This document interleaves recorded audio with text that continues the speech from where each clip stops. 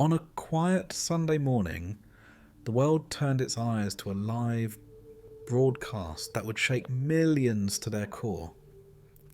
A popular TV host, known for his irreverent humour and controversial jabs at religion, invited none other than Pope Leo XIV to his show, expecting an easy target. But what happened next wasn't just unexpected, it was unforgettable. What began as mockery ended in complete silence, not from the Pope, but from the host himself. The host had been planning this interview for weeks, not because he admired the Pope or held any particular respect for the Catholic Church, but because he saw it as a golden opportunity. For years, he had built his reputation on satire, cutting sarcasm, and a relentless ability to dismantle his guests live on air.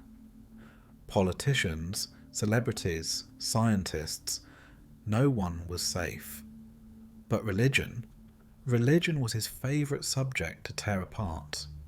It was, in his view, the last great superstition, the final relic of a pre-modern world still desperately clinging to old myths. And what better representative of that than Pope Leo XIV? The Vatican, to everyone's surprise, had accepted the invitation. At first, the host thought it was a joke.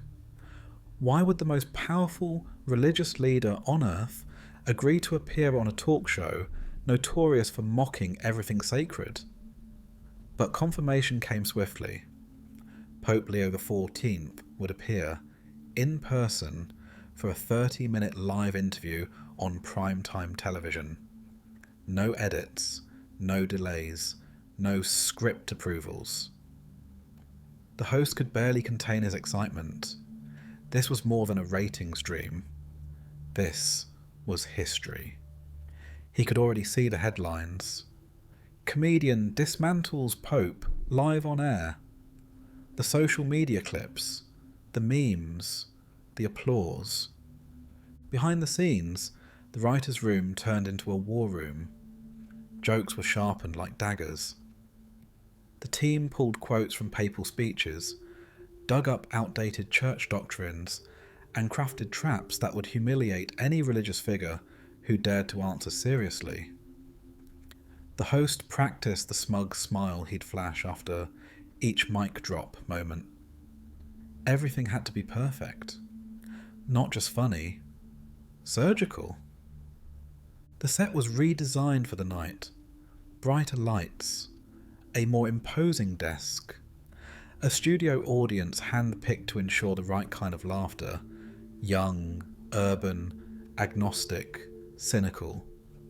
Cameras were rehearsed to catch every wince, every pause, every stammer. The music cues were updated for something a little more ironic, just subtle enough to make viewers feel clever. The host even instructed the graphics team to prepare a lower third banner reading, "The Pope versus Progress," with a cartoon halo hovering over the Pope's name. Security was tight. The Vatican's advance team had flown in the day before to inspect the studio. They asked no questions about the host's reputation. They didn't comment on the planned jokes or the layout. They simply observed, nodded politely, and gave their approval. The day of the broadcast arrived. Backstage, the Pope's arrival was quieter than expected.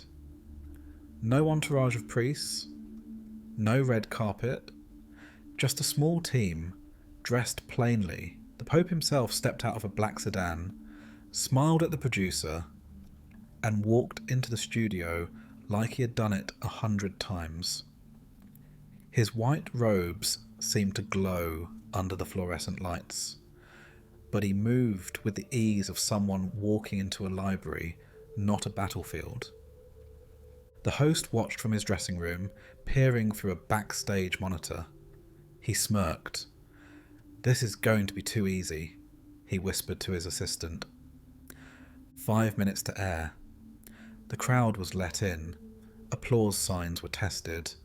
The host did his usual pre-show warm-up, cracking jokes, getting the audience to laugh. Everything felt just right.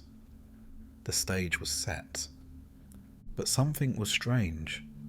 The Pope wasn't nervous, not the way other guests were. Most guests fidgeted, checked their hair, asked about lighting. The Pope, he simply sat in silence in the guest chair, eyes closed, not asleep, praying maybe, or just still. The host found himself looking at him a little longer than usual. Then came the countdown. 10, 9, 8. The band started playing the intro music, and the lights dimmed into a theatrical hue. The crowd roared. The host took the stage, beaming. He opened with a joke about priests and Wi-Fi signals. The audience laughed. The Pope smiled politely. Then came the introduction. And tonight, the host grinned into the camera, we have the one and only, the man in white, the holy heavyweight of Rome himself, Pope Leo XIV. The crowd erupted, some in laughter, some in disbelief. A few stood, unsure of whether to cheer or remain reverent. The Pope stepped forward. The applause quieted, and the host, clutching his question cards, prepared to do what he believed he did best: dismantle. What he didn't know was that this interview wasn't going to go the way he expected, not even close. The moment the cameras resumed after the introduction, the energy in the room changed. The host leaned back in his chair with a confidence that bordered on arrogance, legs crossed, cards in hand, and a smirk already forming on his lips. The Pope, by contrast, sat upright but relaxed, his hands folded gently in his lap, eyes calm, demeanour unreadable. "Your Holiness," the host began, his tone saccharine sweet, "I have to thank you for being here. Honestly, when I heard you accepted our invitation, I assumed either there had been a clerical error, pun intended, or that the Vatican was finally getting into stand-up comedy." The audience laughed. A few loud claps echoed throughout the studio. The Pope smiled, not amused, not insulted, just present. The host continued, flipping to the next card. "Let's start with something simple," he said. "Do you believe the Earth is 6,000 years old, or are we finally allowed to update God's calendar?" More laughter. A camera panned to the audience. The Pope turned to the host, tilted his head slightly, and replied in a measured voice, "I believe God is not bound by calendars." It wasn't a witty comeback. It wasn't defensive. But it landed with a peculiar stillness, as if the room paused for half a second to process it. The host didn't like that. He picked up speed. Okay, he said, chuckling. "We'll put the Genesis timeline aside. Let's talk about prayer. Now, Your Holiness, do you really think talking to the ceiling helps anyone? I mean, if I talk to a wall every day, my therapist would say I'm unwell. But you get a cathedral." More laughter. The Pope looked at him kindly. "Prayer," he said, "is not about the ceiling. It is about the silence between thoughts, the place where noise ends and truth begins." The host blinked. He hadn't expected an answer so poetic. He shuffled his cards. "Right," he said, recovering quickly. "So, God's like a cosmic therapist now?" That got another chuckle from the crowd. He decided it was time to escalate. "You see," the host continued, voice rising just slightly, "a lot of young people today are moving away from religion. They're tired of being told what to do, how to love, what to believe, and especially Who's allowed into heaven? Isn't it all just control wrapped in incense? A few audience members clapped. Others murmured in agreement. The Pope sat still. "Let me put it plainly," the host said, leaning in. "Why should anyone listen to a man in a robe telling them how to live their lives when we've got science, freedom, and Netflix?" That drew a round of laughter, the biggest so far. The host smiled proudly. This was the rhythm he was used to. Attack, joke, applause. It was his domain, but the Pope didn't flinch. He didn't even blink. He simply looked at the host as if he were peering into something deeper than words. "Freedom," the Pope said softly, "is not doing whatever you want. It is knowing who you are, even when the world wants you to forget." The room quieted slightly. Not fully, but enough for the host to notice. He tried to shake it off with a laugh. "All right," he said, flipping to another card. "Let's get controversial, shall we?"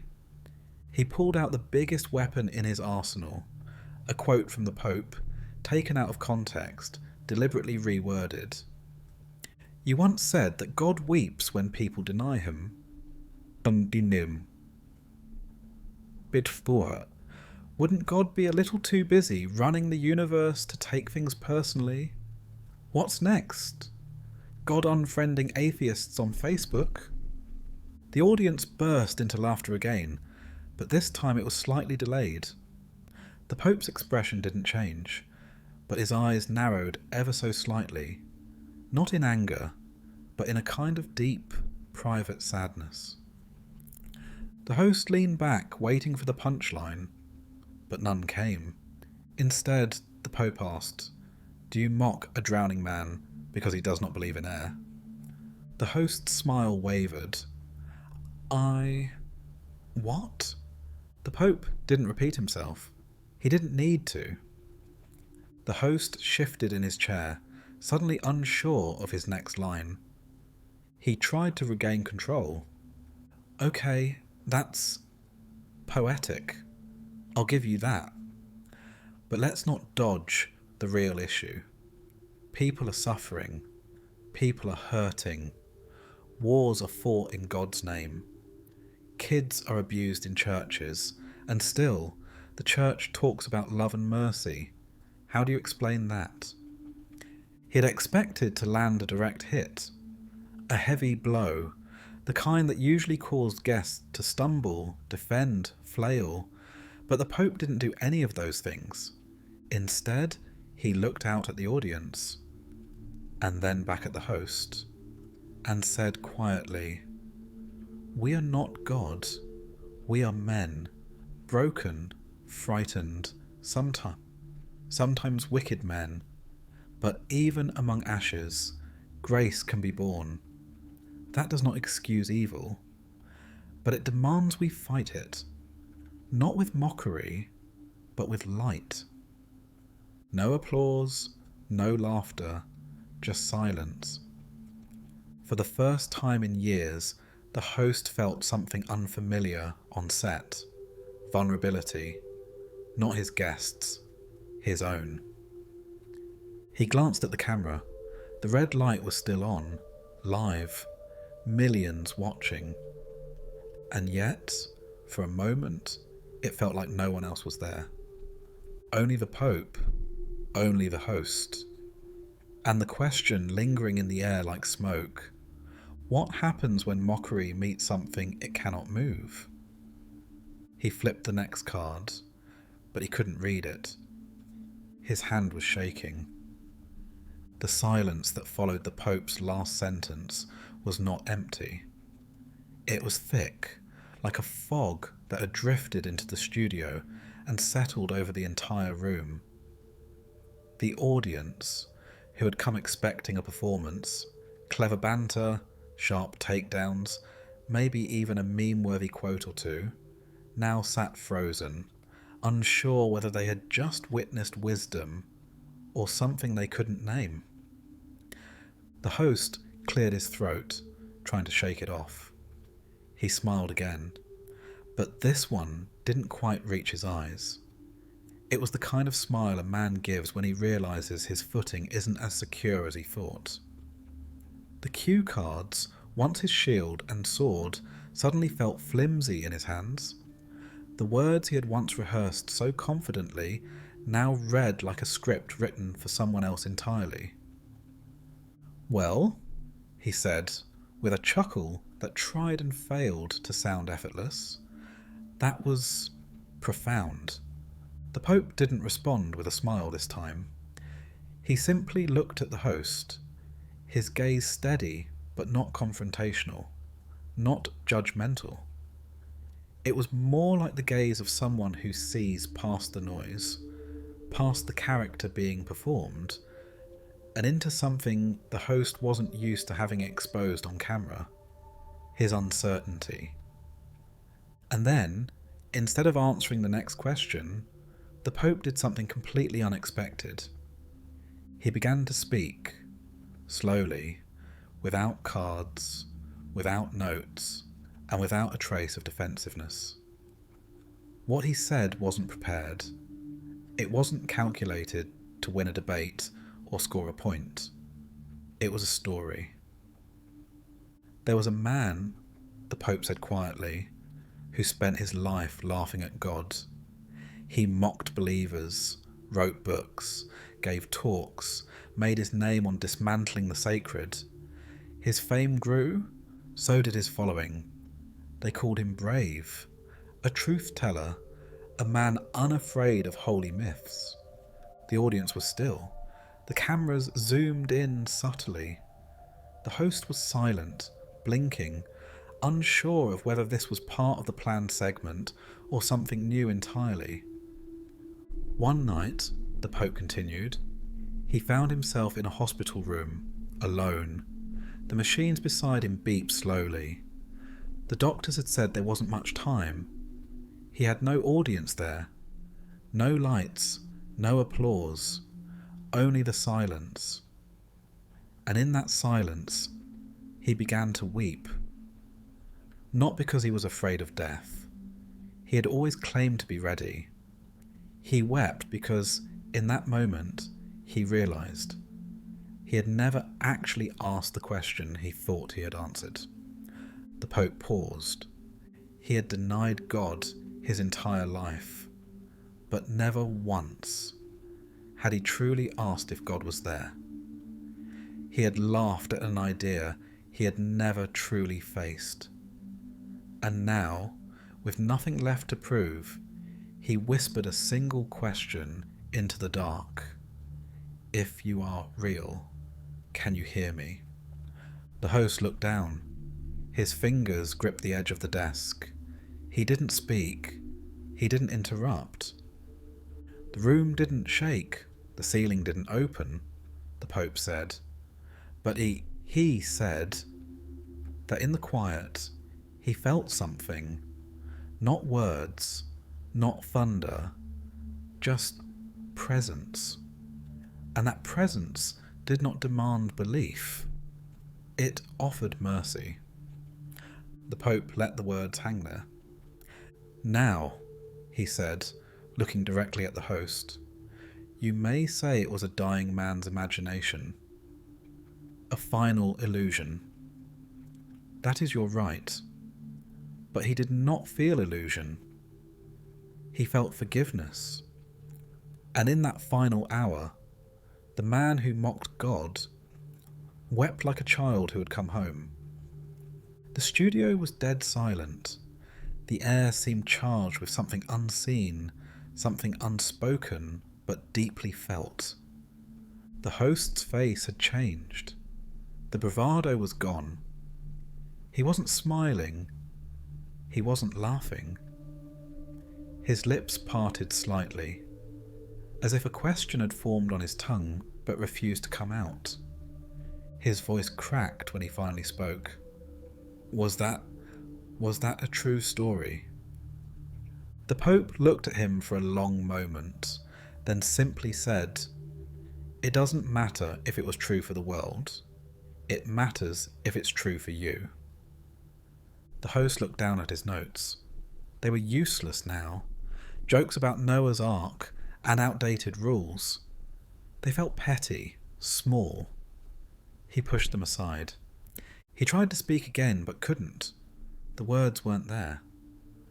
The Pope sat quietly, waiting, not with smugness, not with triumph, but with an odd kind of compassion, as if he understood this silence better than words.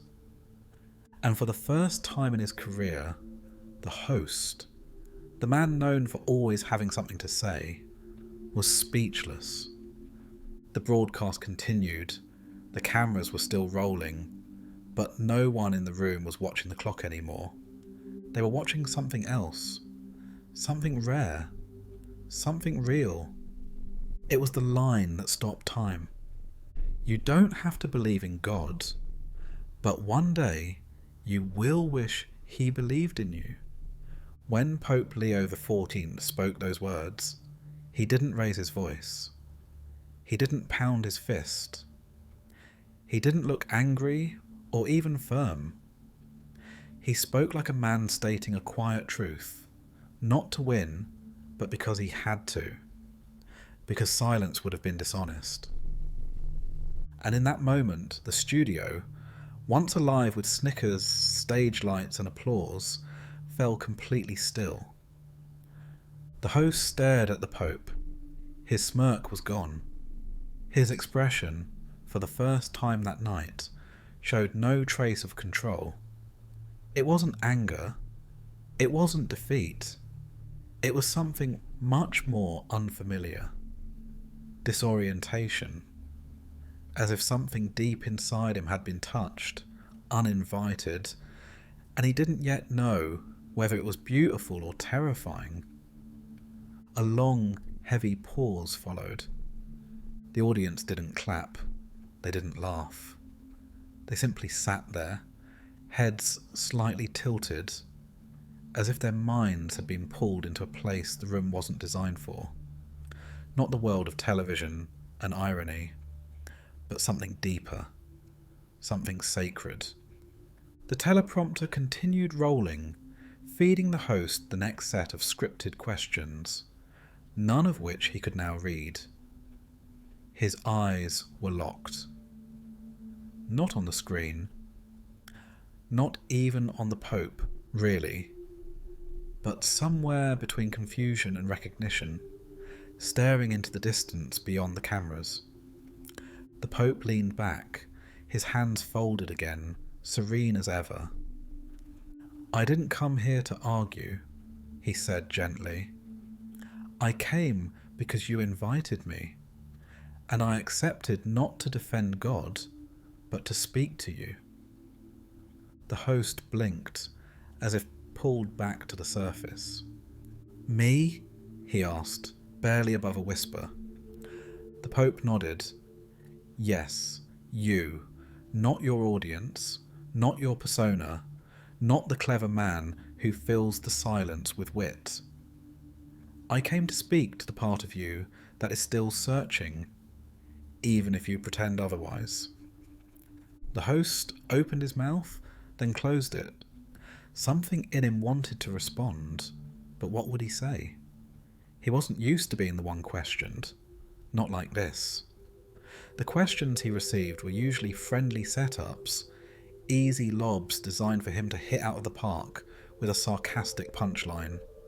But this felt like something else entirely. He reached for his mug, hands trembling slightly, took a sip of water. The cameras, still rolling, caught it all. The subtle shift in demeanour, the silence from the crew, the way even the band had stopped fiddling with their instruments. Trying to reset the energy, the host gave a nervous laugh and said, "Well, this is turning out to be a much heavier episode than I expected." The Pope smiled faintly. Truth has weight. That reply landed like a whisper in a cathedral. The host chuckled again, but it was forced. You really came with some one-liners tonight, Your Holiness. I came with peace, as the Pope said, but I did not come to entertain. The audience now looked not at the host, but at the Pope. The shift in focus was undeniable. The power dynamic had changed, not through aggression or debate, but through something far rarer, presence, a kind of sacred stillness that no amount of charisma could outshine.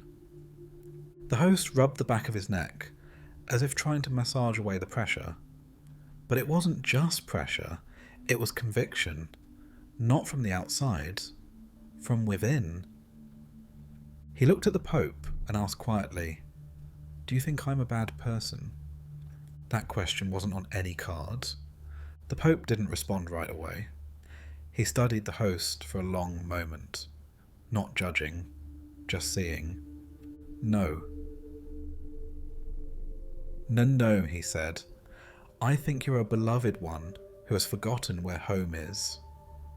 The host's eyes welled up slightly, just enough that the cameras might not catch it. But he knew. He knew it was happening. He laughed again, not mockingly this time, but the way someone laughs when they realise they've walked into something they weren't prepared for. "Wow," he said, voice cracking slightly. "I wasn't expecting therapy." "It's not therapy," the Pope said. "It's an invitation." The words hung there. The studio, normally governed by timing and breaks and countdowns, seemed suspended outside of time. Even the production crew didn't know what to do. Cut to commercial, fade out, insert the usual applause track. But no one moved. They didn't want to break whatever had descended into that space. The host lowered his eyes to the table. The jokes were gone.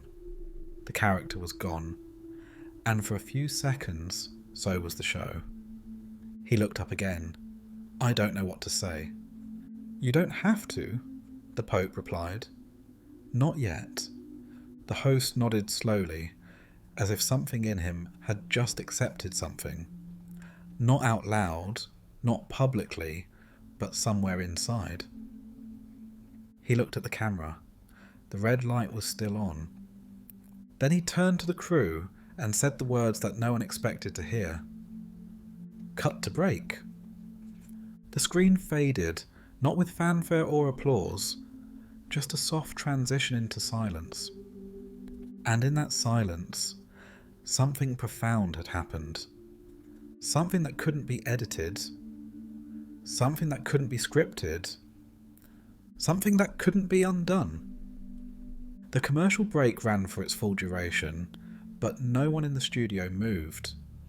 The audience remained seated, unusually quiet, some staring ahead, others glancing at one another as if asking, "Did that really just happen?" The production crew whispered behind the cameras, unsure whether to proceed with the original show format or adapt on the fly. The usual rhythm of the studio, so carefully engineered, so precise, had been broken, not by chaos, but by something more unsettling: meaning. When the cameras resumed, the host didn't return with his signature catchphrase or comedic transition.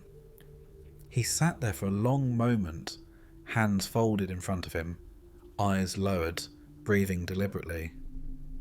It was the same man, same voice, same chair, but something in him had shifted.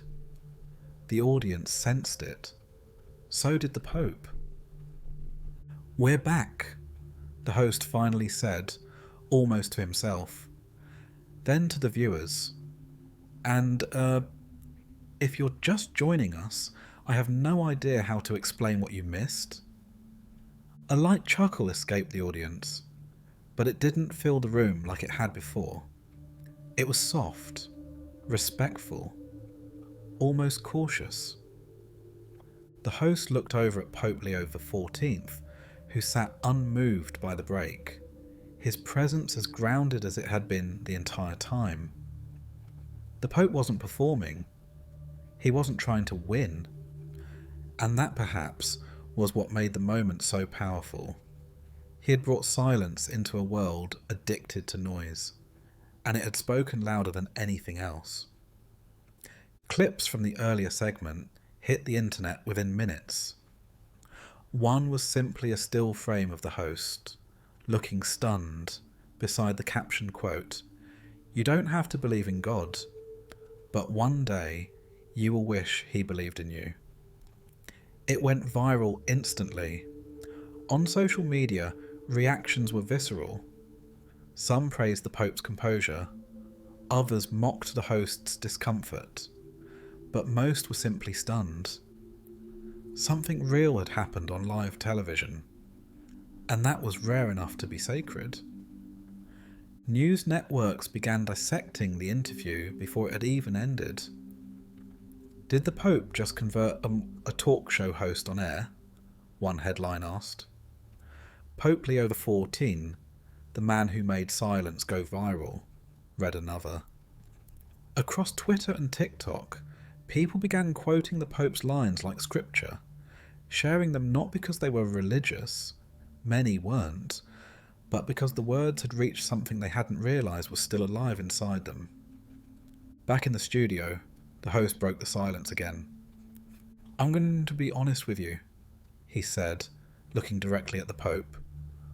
"I thought tonight would be different. I thought I don't know, push back against what you represent, stir things up, entertain. But now I feel like I've just come face to face with something I can't explain." The Pope nodded gently. "Not everything sacred can be explained. I don't even know if I believe in God," the host admitted. "That is the beginning," the Pope replied, "not the end." The host was quiet. For once, he didn't feel the need to follow up with a clever line. He looked at the audience, then back at the Pope. "Why did you agree to come here?" he asked. "You had to know what this show is, what I do." "I did," the Pope said, "but I also knew that behind the questions there was still a soul." The host swallowed hard. He nodded, slowly. "You saw me," he said. "Me trugad, not just the show." "Yes," the Pope answered, "because God does." That line, so simple, so stark, landed with the weight of a confession.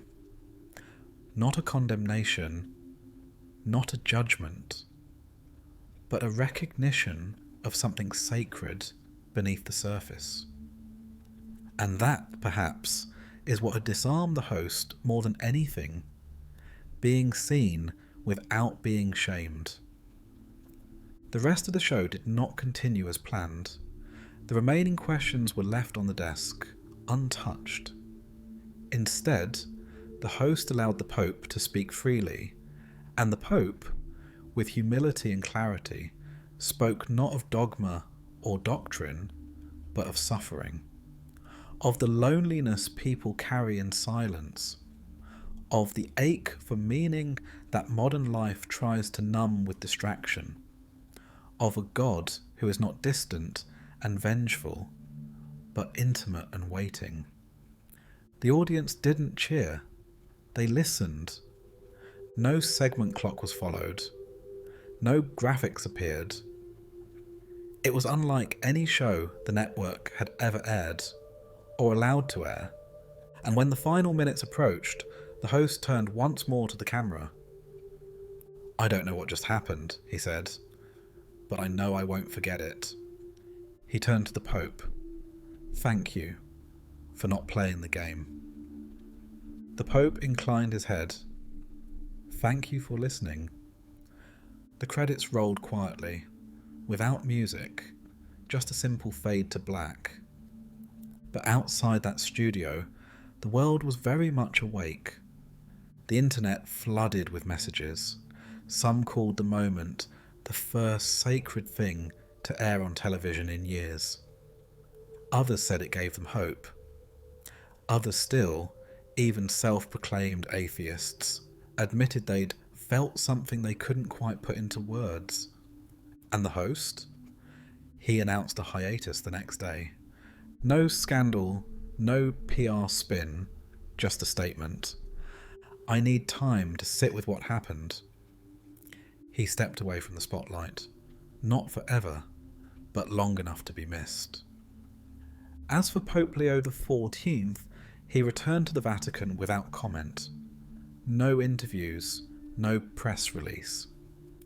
When asked later by a reporter whether he considered the interview a success, he simply said, "It was not about success, it was about presence. And sometimes presence is enough." But those who watched, really watched, knew. The show had changed. The host had changed, and in some small way, so had they.